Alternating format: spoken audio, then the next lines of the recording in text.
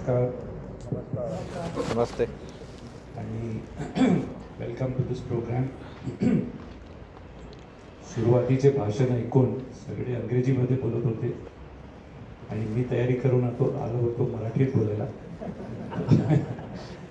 I was wondering me switch करू का, पण आमचे मित्र एक जाधव साहेब आलेत मुंबईहून, कारण मी मराठीत बोलणार होतो म्हणून. तर मी इंग्रजीत बोललं तर ते मला मारायला येतील.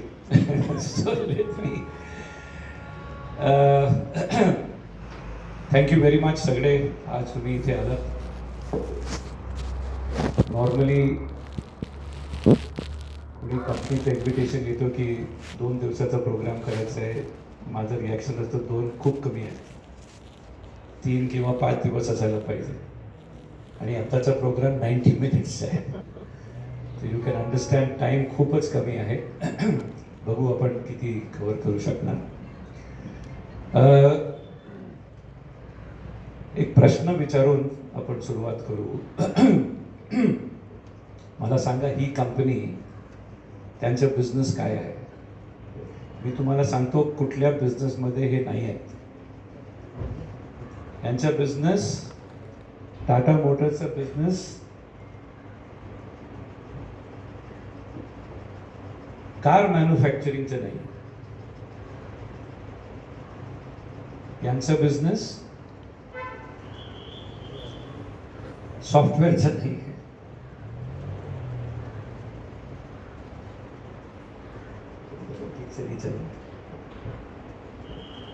ही कंपनी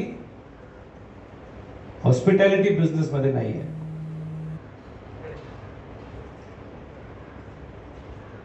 तुम्ही लोक जे तुम्हाला वाटतं त्या बिझनेस मध्ये तुम्ही नाही आहे. हे सगळे नाव मी लिहिले इथे, ते सगळे एकच बिझनेस मध्ये आहेत. आणि कधी विसरू नये, बिझनेस चालायचं एकच लक्ष असतं, प्रॉफिट बनवणं. टाटा मोटर्सचा बिझनेस काय आहे? Profit making. तुमचं बिझनेस काय आहे? Profit making. आपले मेथड्स वेगळे वेगळे.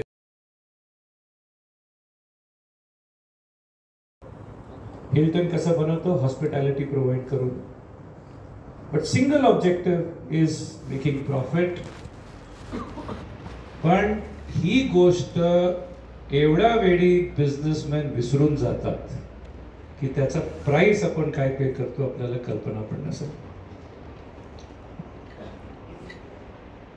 आणि प्रॉफिट जे आहे ते प्रॉडक्ट मध्ये नाही आहे. आपल्याला वाटतं प्रॉडक्ट मध्ये आहे. लोक वीक्स आणि मंथ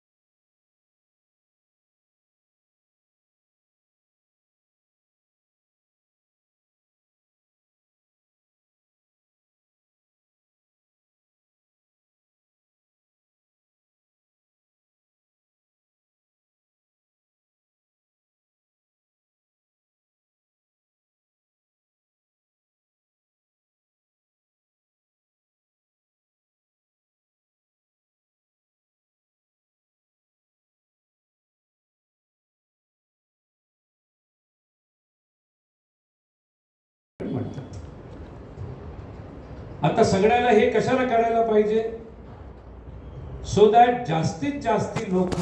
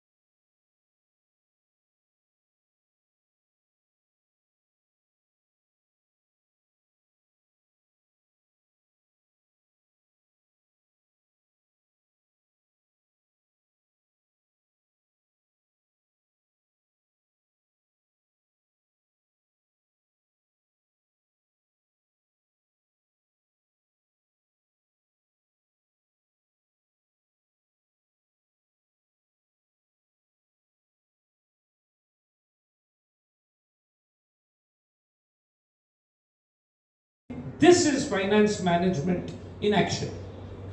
You understand, जर याची ऑर्गनायझेशन 80,000 अफोर्ड करू शकते, मग या सेल्सवाल्यांनी कमी कंपनीच्या अगेन्स्ट क्राईम कमिट केला जर त्यांनी कस्टमरला नो सांगितलं तर, आणि जर त्याची कंपनी 80,000 अफोर्ड करून नाही करू शकते आणि अजून मोठा क्राईम केला जर येस सांगितलं तर, आता कुठलाही माणूस फायनान्स डिपार्टमेंटचा इथे आहे का डिसिजन घेताना?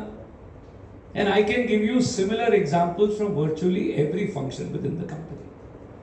I am saying every production decision, every purchase decision, every HR decision, financial implication असतं.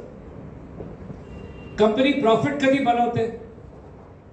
You appreciate 24/7 जे काही every individual is doing, त्याच्या ऍक्शननी bottom line either strong होते किंवा weak होते. When a larger percentage of people असे action घेतात ज्याच्याशी बॉटम लाईनला पॉझिटिव्ह इम्पॅक्ट होतं आणि कमी लोक त्याला हर्ट करतात, नेट रिझल्ट असते profit, vice versa it is a loss.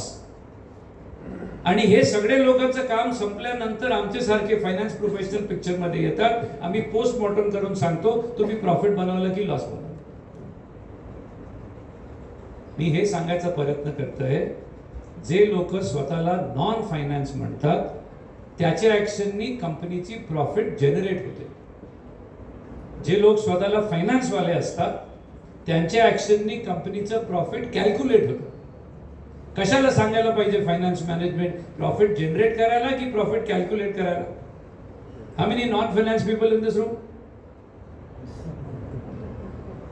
But I understand, जेव्हा तुम्ही सांगता तुम्ही नॉन फायनान्स आहे, तुम्ही ऍक्च्युअली तुमची नॉलेज गॅप्स एक्सप्रेस करतात की आम्ही ही स्टडी केलेलं नाहीये, आमच्या करिक्युलम मध्ये नाही होतं. ते नॉलेज गॅप्स आपण प्लग करतो असे प्रोग्राम मध्ये, सो दॅट तुमची ability to take financially intelligent decisions create होईल. आणि कशाला ते इम्पॉर्टंट आहे? त्याच्याशिवाय प्रॉफिट होऊ शकत नाही.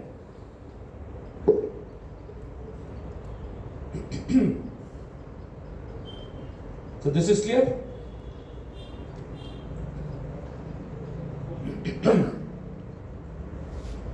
पण टाइम कमी आहे म्हणून मी डायरेक्टली इथे जातो.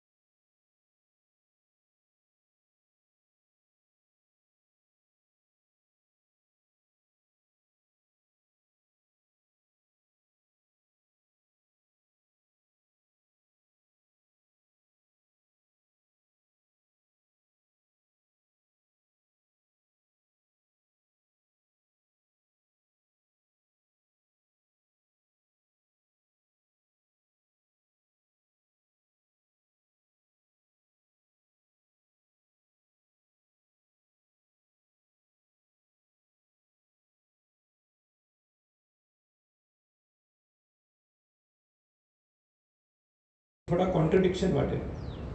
मालककडनं बोरो करत नाही, बोरो बाहेरवाल्याकडनं करतात. पण RFL साठी रजनीश पण बाहेरवाला आहे. RFL वेगळा आहे, मिस्टर रजनीश वेगळे आहे. RFLनी रजनीशकडनं बोरो केले, बँकरकडनं बोरो केले, दोघे बॉरोइंग आहे म्हणून दोघांना लायबिलिटीमध्ये दाखवतो. बरोबर आहे. मला सांगा, रजनीश आणि बँक मध्ये हे लोन मध्ये फरक काय आहे? फरक आहे टर्म्स ऑफ लोन मध्ये. रजनीशनी काय टर्मवर लोन दिले आणि बँकरनी काय टर्मवर लोन दिले.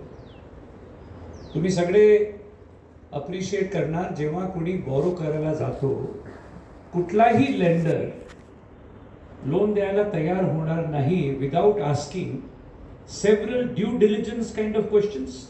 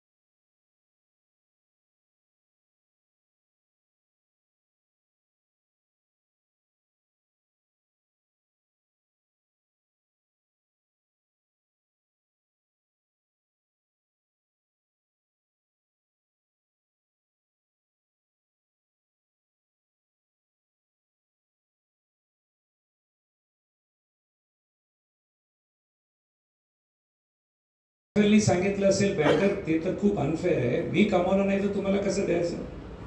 पण आपल्याला हे पण माहिती आहे, इंग्लिशमध्ये एक फ्रेज आहे, बेगर्स कॅन्ट बी चूजर्स.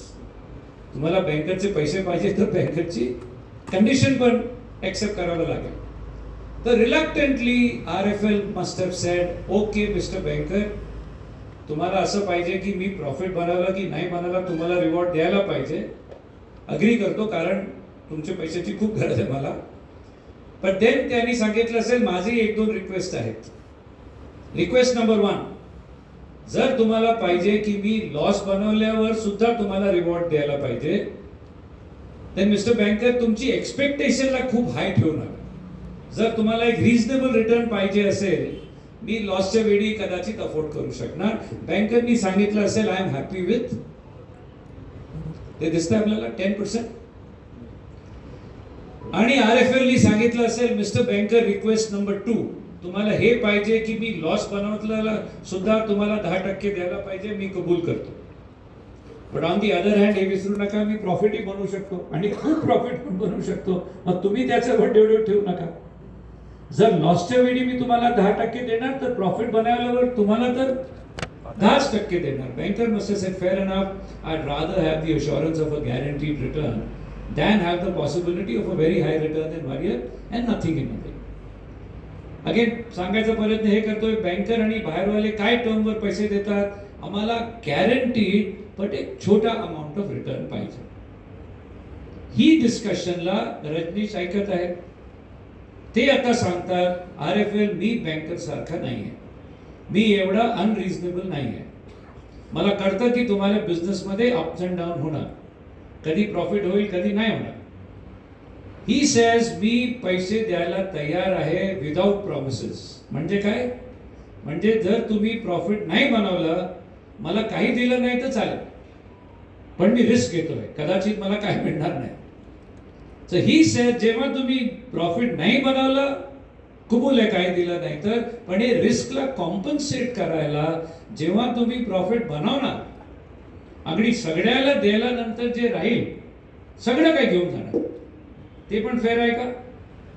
बाहेरवाले काय टर्मवर पैसे देतात, आम्हाला guaranteed but small amount of return पाहिजे. ओनर काय टर्मवर पैसे देतो, मला गॅरंटी नको पण ते लिमिट पण नको, किती मिळणार. Everybody okay? या कंपनीनी 400 कोटी घेतलेत ओनर्स कडनं, 600 कोटी घेतलेत बँकर कडनं, 1000 कोटी इन्व्हेस्ट करतील, उत्तम ऍसेट खरेदी करतील, ऍसेटला इस्तेमालमध्ये टाकतील आणि आता ते रेव्हेन्यू जनरेशन सुरू होतं. इमॅजिन करा, 1000 कोटी इन्व्हेस्ट केल्यावर त्यांनी एक 3000 कोटीचं सेल रेव्हेन्यू जनरेट केलं. आतापर्यंत कुणाला दिलेले आहेत पैसे? I want all of you to visualize किती ग्रुप्स ऑफ क्लेमेंट्स तुम्ही व्हिज्युअलाइज करू शकता. ते उभे राहतील त्यांच्या दाराच्या बाहेर, आम्हाला हे 3000 कोटीचा हिस्सा पाहिजे. हे कशा डिस्ट्रीब्यूट होणार? कोण कोण थांबलं असेल बाहेर? तुम्ही एम्प्लॉईला सॅलरी दिले नाही आतापर्यंत, तुम्ही रॉ मटेरियल सप्लायरला पैसे दिले नाही, तुम्ही लँडलॉर्डला रेंट दिलं नाही, तुम्ही ट्रॅव्हल एजंटला दिलं नाही, प्रिंटरला दिलं नाही, स्टेशनर, टेलिफोन, वॉटर, हे पण आयटम झाले. मला ग्रुप्स पाहिजे. कॅन आय से हे सगळे आयटम मिळून एक ग्रुप होतो कॉल्ड ऑपरेटिंग एक्सपेन्सेस. तर एक ग्रुप उभा आहे ऑपरेटिंग एक्सपेन्सेस, दुसरा ग्रुप रजनीश अँड फ्रेंड्स, तिसरा ग्रुप बँकर आणि चौथा ग्रुप आपला हर दर गोष्टीमध्ये आपला ते पार्टनर असतो, बरोबर? फॉर इन्कम टॅक्स, जीएसटी नाही, जीएसटी इथे आहे, हे गव्हर्नमेंट म्हणजे income tax. Gentleman please understand, कुठल्याही बिझनेस मध्ये असू द्या, तुम्ही कुठेही असू द्या, जे तुम्ही सेल्स रेव्हेन्यू जनरेट करणार हे 4 ग्रुपमध्ये डिस्ट्रीब्यूट होऊन जाईल, पण या ऑर्डर मध्ये नाही.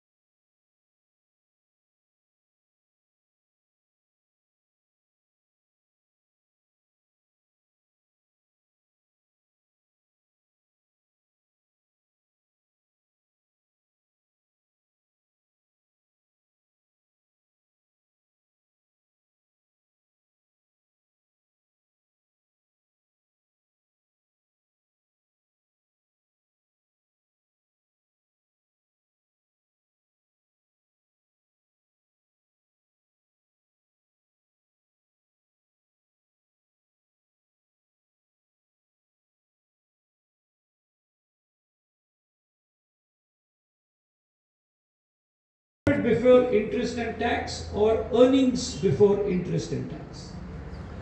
किती ग्रुप राहिलेत आता? 3. आता कुणाची टर्न आहे? आता लेंडरला. किती बॉरो केला या कंपनीने? 600. काय रेटवर? 10%. तर किती देणार आपण? 60. किती राहिलं? याला काय सांगायचं? पीबीआयटी मधून आय दिलं, पीबीटी. तर पीबीटी. आता 2 ग्रुप राहिले, शेअर होल्डर आणि गव्हर्नमेंट. आता कोणाला देणार?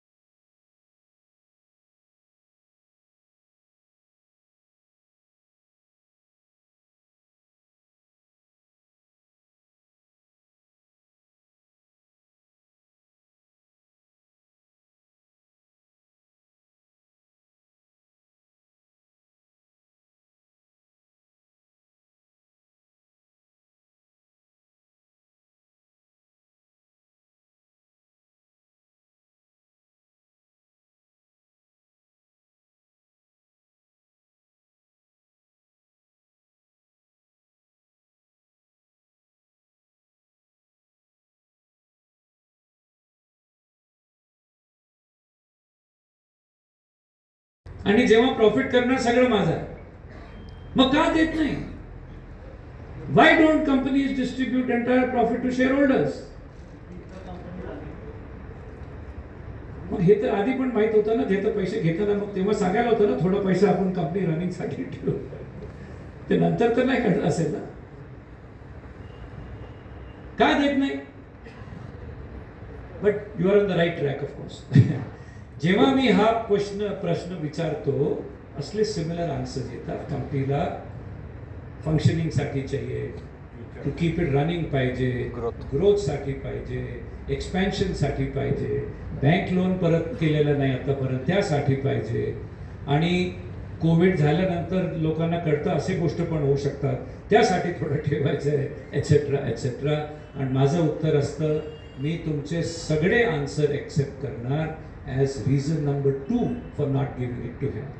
पण त्यापेक्षा एक इम्पॉर्टंट रिझन नंबर 1 आहे, हे प्रॉफिट त्यांना का देत नाही. फॉल्ट माझा आहे. हे जे मी डिस्कस करतोय, नॉर्मली ट्रेनिंग प्रोग्राममध्ये 4-5 तासानंतर याचा वेळ येतो. अजून खूप गोष्टी सांगितल्या असतात. आणि अमॉंग्स द फर्स्ट थिंग सांगायची गरज नाही, तुमच्यामध्ये खूप बिझनेस लोक आहेत, सगळ्यांना कळतं. Amongst the first thing a businessman understands, business start केल्यानंतर, की काही कनेक्शन नसतं between the profit that your business makes and the bank balance that it has. आणि जर रिलेशनशिप एस्टॅब्लिश करायचं असलं तर मला वाटतं इनवर्स रिलेशनशिप असतं. जेवढं जास्त प्रॉफिट तेवढं कमी bank balance. The first and the most practical reason हे प्रॉफिट रजनीशला का देत नाही इज बिकॉज 1000 कोटीचं प्रॉफिट आहे, पण बँकमध्ये 1000 कोटी नाही आहेत. इम्पॉसिबल. कंपनीचं प्रॉफिट 1000 कोटी, बँक बॅलन्स 1000 कोटी, in my opinion impossible. But profit of 1000 crore accompanied by bank balance of -300 crore, absolutely possible. And first and the most practical reason why is this profit not being given to him is, where is the money? हा statement ऑन्टरप्रिनरचे इथून निघतो. कुठला statement? Where is the money? Accountant सांगतो एवढा turnover, एवढं profit. अरे बँकेत तर सॅलरी द्यायला पैसे नाही. इमॅजिन करा, या कंपनीकडे 1000 कोटीचं प्रॉफिटच नव्हे, 1000 कोटीचं बँक बॅलन्स सुद्धा होतं, तरी सुद्धा याला देणार नाही. तर तुमची बाकीची आर्ग्युमेंट आता पिक्चरमध्ये येतील. Growth, expansion, running. End result होईल, हे रजनीशला कन्व्हिन्स करतील. RFL रजनीशला कन्व्हिन्स करतील, मिस्टर रजनीश, तुमचे 400 कोटी तुम्ही कुठेही टाकले असते, तुम्हाला 5, 10, 20 मिळाले असते. आम्ही तुम्हाला 30, 40, 50 देऊ शकतो, पण संपूर्ण 1000 कोटी नको घेऊन जा. आणि रजनीश कोण आहे? तो तर मालक आहे बिझनेसचा. त्याला कळतं, जर हे बिझनेसच्या इंटरेस्टमध्ये आहे, मला नाही द्यायचं, आणि मीच याचा मालक आहे, मग माझ्या इंटरेस्टमध्ये नाही घ्यायचं. रजनीश सांगेल, नो प्रॉब्लेम, तुम्ही 1000 कोटी देऊ शकत नाही, किती देऊ शकता? 50%? 50% द्या. रजनीशनी किती पैसे टाकले या बिझनेसमध्ये? 400. 50% ऑफ 400 किती झाले? गिव्ह हिम 200. आता किती राहिले? Who does this belong to? Who does this belong to?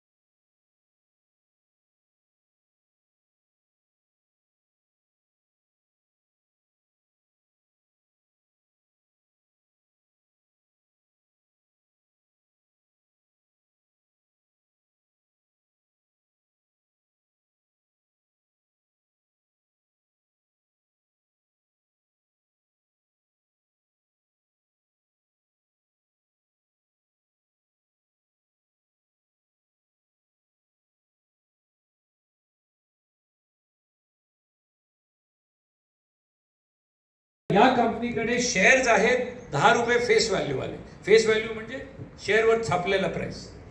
एक 10 रुपये फेस व्हॅल्यू शेअरची book value as per books झाली 30. आता तुम्ही स्टॉक मध्ये जाऊन बघा केवढ्याला ही शेअर ट्रेडिंग होते.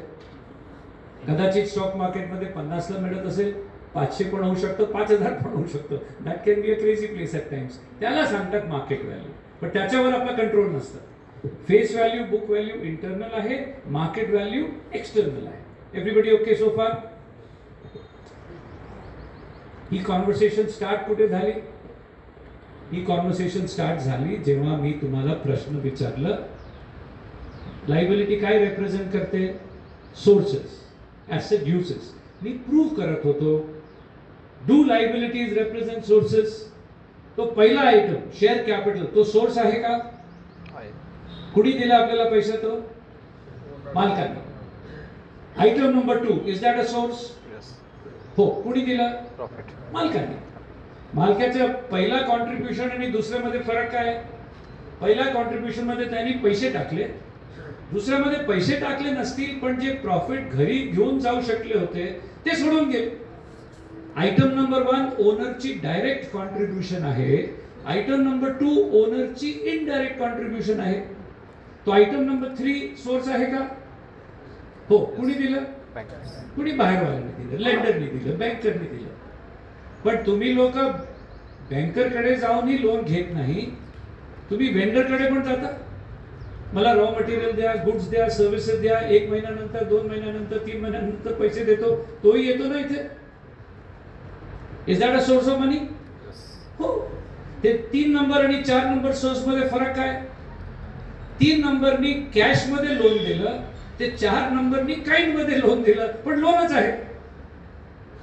आता तुम्ही आयडेंटिफाय करू शकता का लायबिलिटी फक्त दाखवते पैसे कुठून आले? किती सोर्स होतात कंपनीमध्ये? Answer is 2. ओनर आणि आउटसाइड. दोघे किती प्रकारमध्ये देतात? 2. Direct, indirect.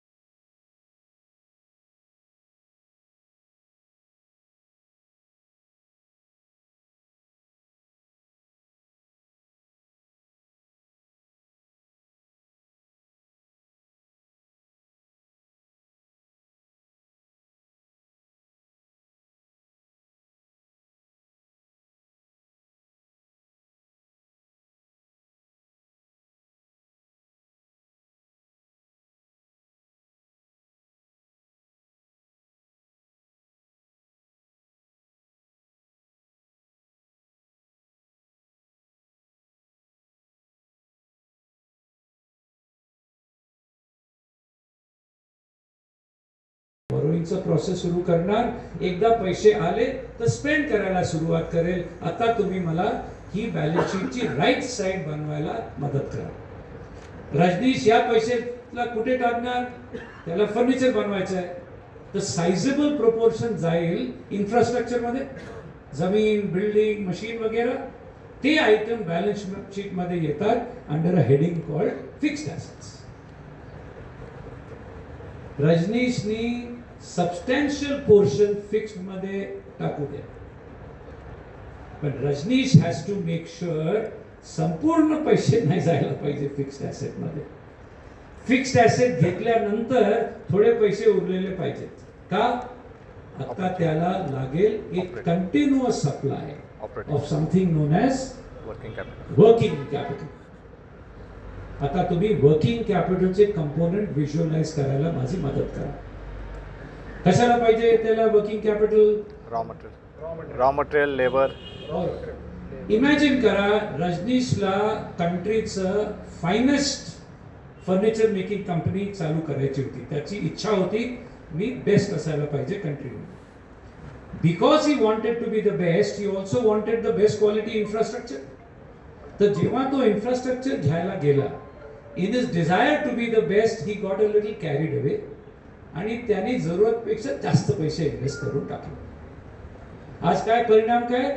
आज त्याच्याकडे कंट्रीचं फायनेस्ट इन्फ्रास्ट्रक्चर आहे, पण प्रोसेसमध्ये पैसे संपले, वर्किंग कॅपिटलला पैसे नाही.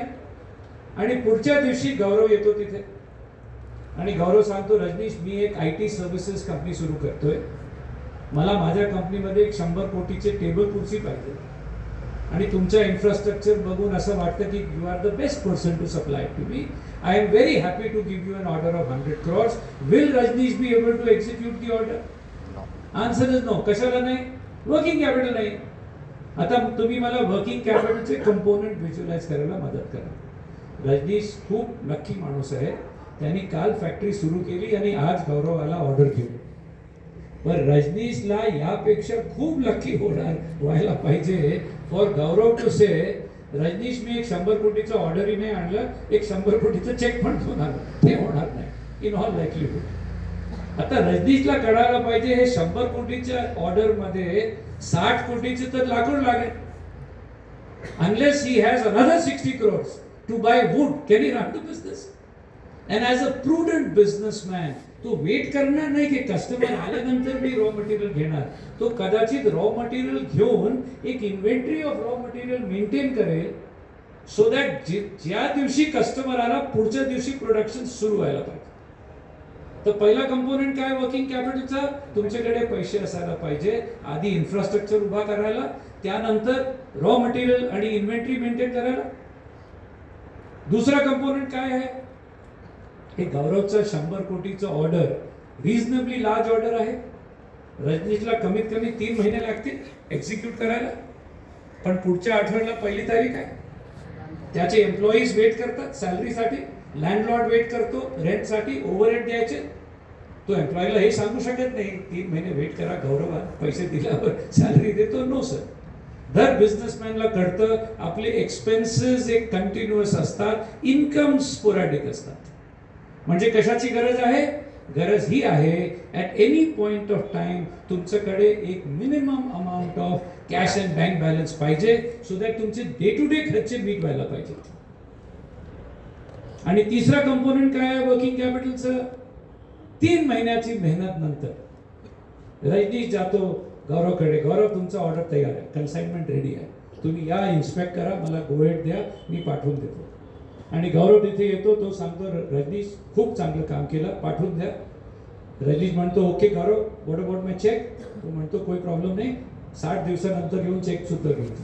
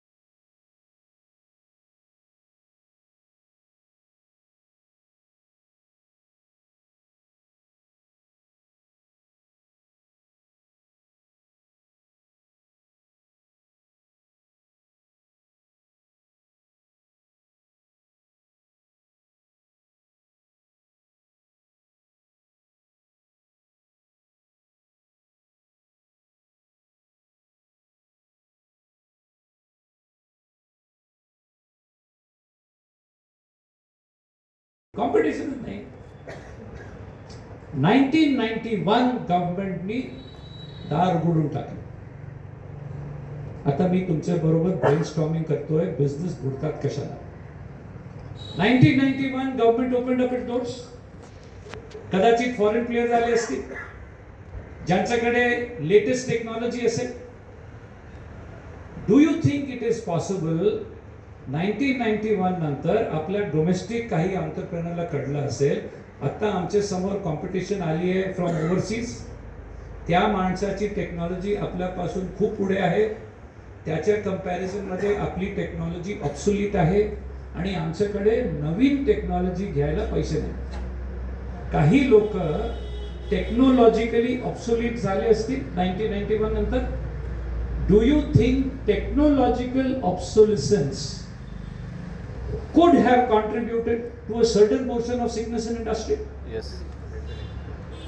एक दुसरे प्रकारची कंपनीज कदाचित असतील ज्यांना टेक्नॉलॉजीचा प्रॉब्लेम नव्हतं, प्रॉडक्ट बनवायचं प्रॉब्लेम नव्हतं, त्यांची वीकनेस होती प्रॉडक्ट बनवायला येत होतं, विकायला येत नव्हतं. Do you think marketing inefficiency can lead to sickness? Possible.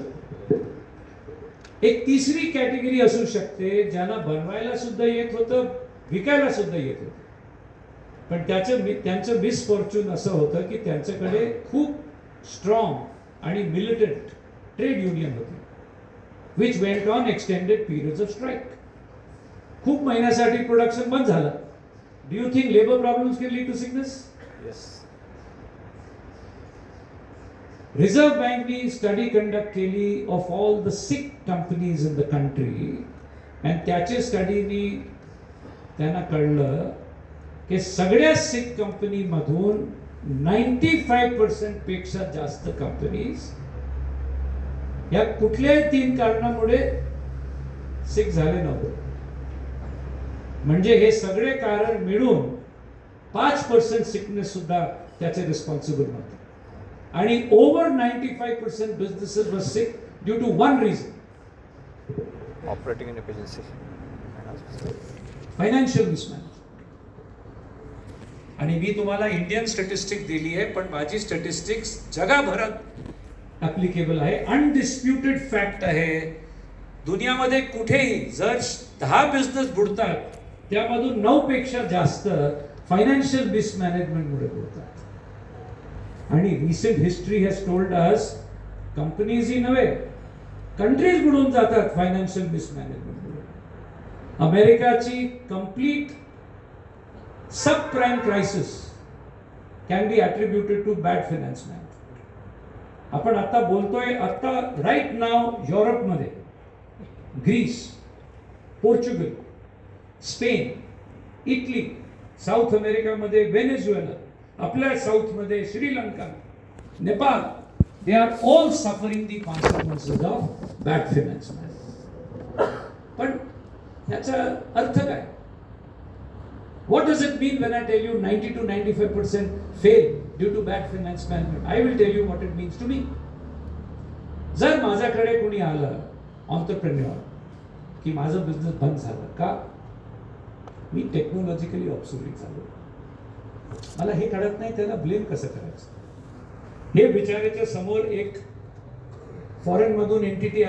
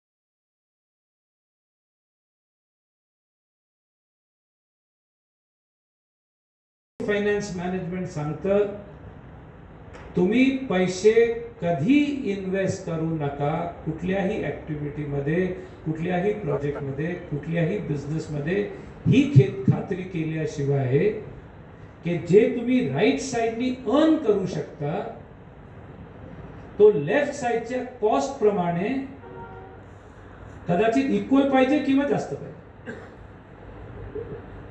काय सांगतं रूल सांगतंय रेकग्नाइज बॅलन्स शीटची लेफ्ट साइडला कॉस्ट आहे, बॅलन्स शीटची राईट साइडला अबिलिटी टू अर्न आहे.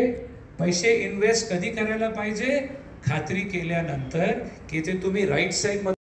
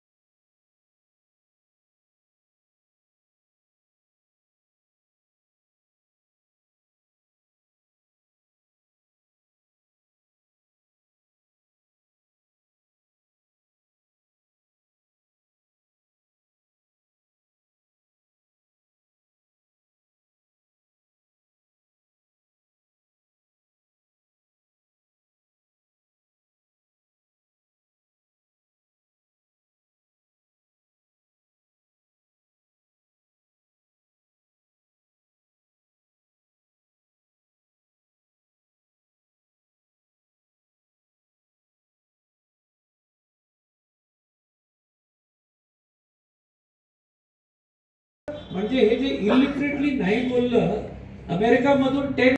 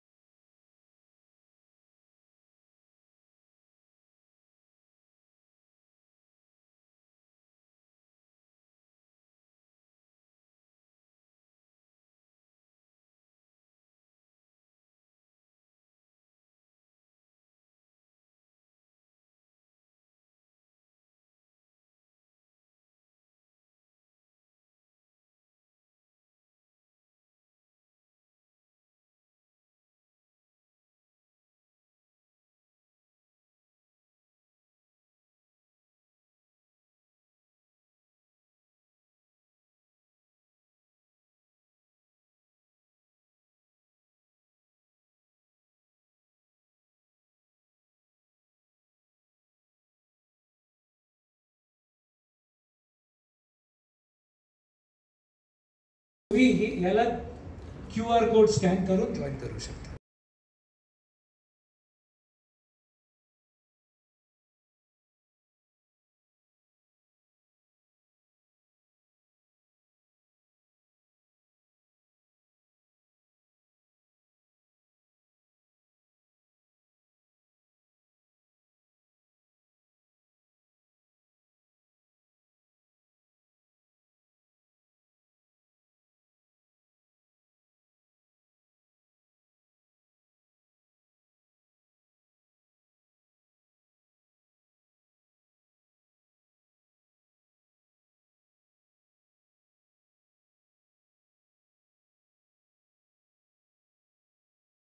समजून घ्या काय करायचं.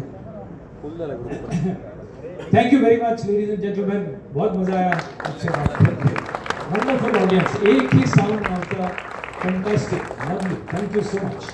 We'll have some question answer sessions. So if you have any questions, you can always discuss. किती मेंबर?